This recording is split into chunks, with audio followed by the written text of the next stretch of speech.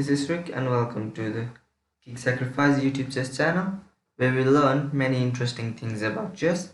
So today for this video I have included Queen's Pawn counter gambit, so which is described by the moves e4, e5, knight to f3 and d5. So a lot of players face this gambit and got trapped into it while playing in the blitz or the lightning format. So after this move, white plays bishop to d3 so that whenever black captures on the e4, white can recapture with the bishop. So now here black plays the counter move, that is f5. And now here white plays the move knight captures on e5, giving a sacrifice on the e4. So but this move is not considered good, because white is thinking that whenever black captures on e4 he can give a check from h5, and whenever black blocks the check by playing g6, knight can capture on g6. Now whenever black captures, white can capture on h8. So but now black doesn't capture the e4 bishop. Instead he plays the best move, that is queen to f6, and now you notice that the queen is attacking the knight and the pawn is attacking the e4 bishop. So you can also say this is a double attack. Now the queen to h5 check doesn't work because now the g6 pawn has got a company from queen. So now let us see if instead of bishop to d3 what happens. White straight away captures the e5 pawn with the knight. So now black recaptures on the e4, bishop to c4, queen to g5, leaves the f7 pawn. Now bishop captures on f7 check, king to e7. Now here white plays the move d4, and you notice that en passant doesn't work because the c1 bishop is attacking on the g5 queen. So queen captures on g2.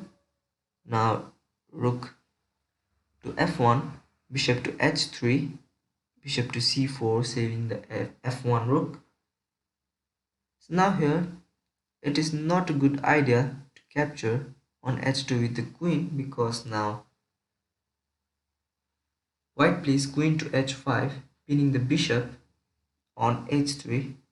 And now if black plays the move g6 to remove the queen from the h file, white can play queen to h4 check, also staying in the file.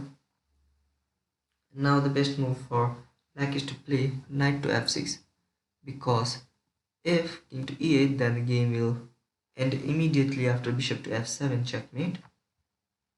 And if black plays king to d6, then it will lead to a mate in knight combination. After knight to c3, queen captures on e5, d captures on e5 check, king to c6, bishop to b5 check, king to b6, bishop e3 check, bishop to c5, bishop captures on c5 check, king captures on c5, queen captures on e4, g5, b4 check, king to b6, queen to d4 check, c5, and lastly queen captures on c5, a checkmate.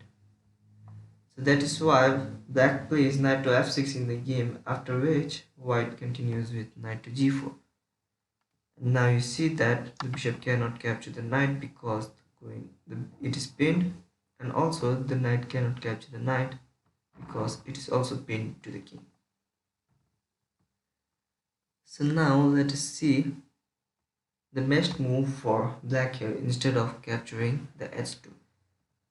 The best move here for black is to play knight to f6, and after which if instead white tries to be greedy by playing knight to f7, then he is going to end up losing because of the move b5. And you see that the bishop is doing two works, staying on the c4 square. It is protecting the f7 knight and also the f1 rook.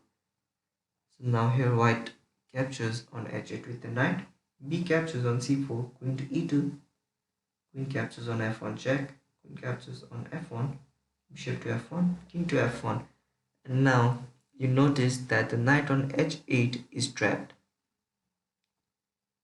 So let's see another variation, that is after king to e7, what happens if white plays queen to h5? So now black captures on g2, bishop captures on g8, queen captures on h1 check, king to e2, rook captures on g8, queen to f7 check, king to d6, and capturing the g8 rook, king captures on e5. And now it would be a mistake to capture on the f8 bishop because of bishop to g4 check. And now white must give up his queen to save the game for some longer by playing f3, bishop captures on f3, and queen captures on f3.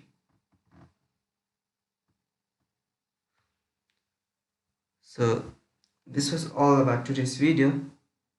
If you enjoyed it, then don't forget to hit the like and the subscribe button. And so thank you for watching, and see you on the next video.